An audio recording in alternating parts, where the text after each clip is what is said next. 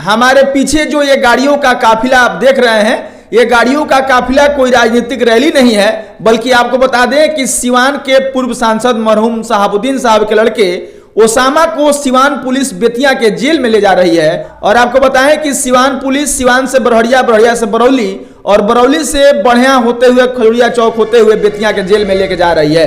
बाकी आपको बताएं कि ओसामा पर, यानी कि सिवान के पूर्व सांसद मरहूम शहाबुद्दीन के जो लड़के हैं ओसामा साहब, और ओसामा साहब पर सिवान में 2 मामले दर्ज हैं और बेतिया जहां उनकी बहन की शादी हुई है वहां पर एक मामला दर्ज है। और ये तीनों मामले में धमकी और फिर रंगदारी मांगने का आरोप लगा है। और इन्हीं तमाम मुकदमों में सिवान की पुलिस मरहूम शहाबुद्दीन के लड़के ओसामा साहब को बरौली से होते हुए बेतिया के जेल में लेके जा रही है। ओसामा साहब से जुड़ी हुई इन तीनों केस के बारे में आपसे बात करेंगे। उससे पहले नमस्कार, मेरा नाम मनमीत है और आप जनता न्यूज नेटवर्क देख रहे हैं। आपको बताएं कि सिवान में जो 2 केस ओसामा साहब पर दर्ज हुआ है वह हुसैनगंज थाना क्षेत्र के छपिया गांव के कोई अभिषेक कुमार हैं, जहां पर 42 कट्ठा जमीन का मामला है। और उस जमीन पर कब्जावारी के दौरान ओसामा साहब की टीम पहुंची है और पहुंच करके वहां पर फायरिंग वगैरह भी हुआ है, रंगदारी और जबरदस्ती भी हुआ है। यह बात अभिषेक कुमार हुसैनगंज थाना क्षेत्र में एक आवेदन दिए हैं, यानी कि FIR किए हैं और उसी FIR में इस बात का जिक्र किए हैं। यह घटना इसी वर्ष के 5 अक्टूबर की है, जब हुसैनगंज थाना में अभिषेक कुमार FIR किए हैं। तब वहां पर ओसामा साहब के साथ 4 लोग और फिर इन 4 लोगों के साथ 12 अज्ञात लोगों पर FIR दर्ज करवाई है। यह एक मामला सिवान का है। और वहीं पर आपको बताएं कि खान ब्रदर्स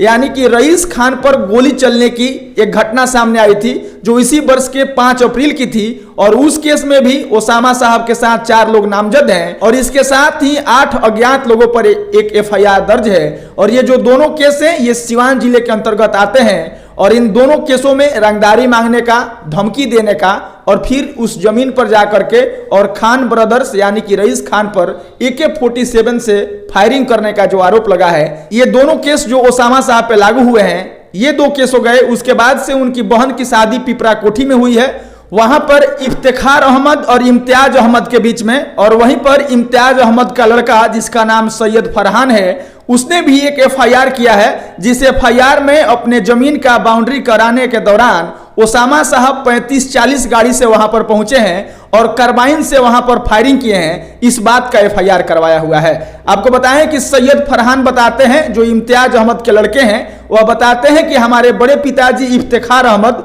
और उनके लड़के का शादी हुआ है ओसामा की बहन से और हम दोनों के बीच में जमीन का मामला चल रहा था। हम अपने जमीन की बाउंड्री करवा रहे थे, शाम का वक्त था, लगभग 5:30 बज रहा था और तब ओसामा साहब अपने 35-40 गाड़ियों के काफिला से यहां पर पहुंचे। उसके बाद से हमारी बाउंड्री कराने के काम को रोकने लगे। हमने कहा कि जमीन की कागज को देख लीजिए, तो वह जमीन के कागज को देखने से मना कर दिए और वे लोग हम पर हमला बोल दिए। हमला बोलने के बाद जितना हम बाउंड्री करवा रहे थे उन तमाम बाउंड्री को JCB से तोड़वा दिया गया है। उसके बाद से यहां पर कार्बाइन से हमला भी किया है, फायरिंग भी किया गया है। और इसको लेकर के इम्तियाज अहमद के लड़के सैयद फरहान ने एक FIR लिखवाया है। और आपको कह सकते हैं कि सिवान के 2 केस और बेतिया पिपरा कोठी का यह केस, इन तीनों केस में जब ओसामा साहब दिल्ली से गोवा जा रहे थे, तब राजस्थान के कोटा के रामगंज मंडी थाना क्षेत्र के उंडवा नाके पर संदिग्ध पाकर के पुलिस ने उन लोगों से पूछताछ की। और पूछताछ करने के बाद धारा 107 और 151 के तहत, यह IPC का धारा 151 और 107 के तहत उनको हिरासत में रख लिया।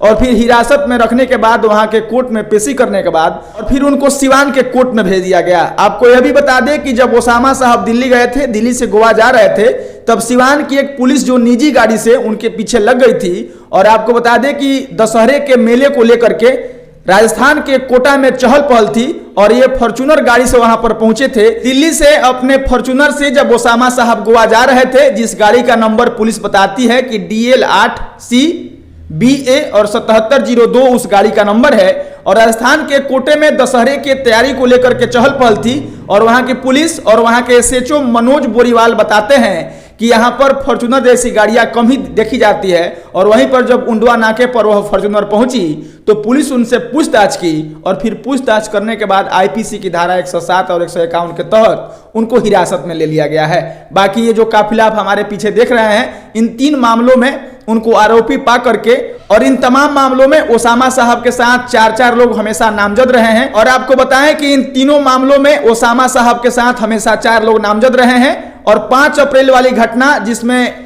जिसमें रईस खान पर AK-47 से फायरिंग की बात है, वहां पर भी 6 अज्ञात लोगों पर केस हुआ है। उसके बाद से जो 5 अक्टूबर की घटना हुई है, जो अभिषेक कुमार ने FIR हुसैनगंज थाना में दर्ज करवाई है, जिसमें 42 कट्ठा जमीन का मामला है, वहां पर भी 4 लोग नामजद हुए हैं और 8 लोग अज्ञात हैं।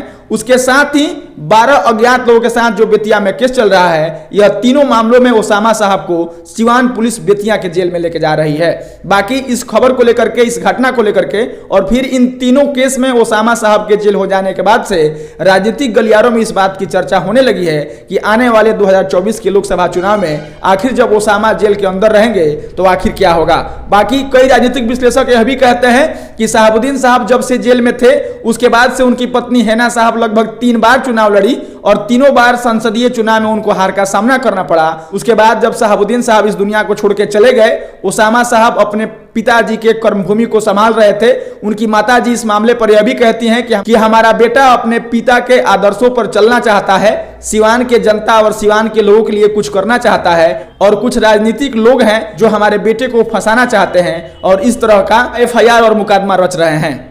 बाकी हैना साहब का यह कहना है, बाकी राजनीतिक विश्लेषकों का कहना है कि सिवान की लोकसभा सीट से जो चुनाव होने वाला है, इसको लेकर के अब दिक्कतें आ सकती हैं। जब ओसामा साहब जेल में रहेंगे तो फिर शहाबुद्दीन परिवार को सिवान लोकसभा सीट से चुनाव जीतने में वह कठिनाइयों का सामना करना पड़ सकता है। बाकी यह काफिला जो सिवान पुलिस ओसामा साहब को बेतिया के जेल में लेके जा रही है और ओसामा साहब पे लगे इन 3 मुकदमे, और इन मुकदमों में सिवान की निजी पुलिस जो गाड़ी से जा करके और कोटा से उनको गिरफ्तार करके सिवान में पेशी कराई है। इन तमाम घटनाओं को लेकर के, इन खबरों को लेकर के आपकी क्या राय है? आप अपनी प्रतिक्रिया जरूर दीजिएगा। हम मिलेंगे फिर किसी नए वीडियो में, तब तक के लिए धन्यवाद।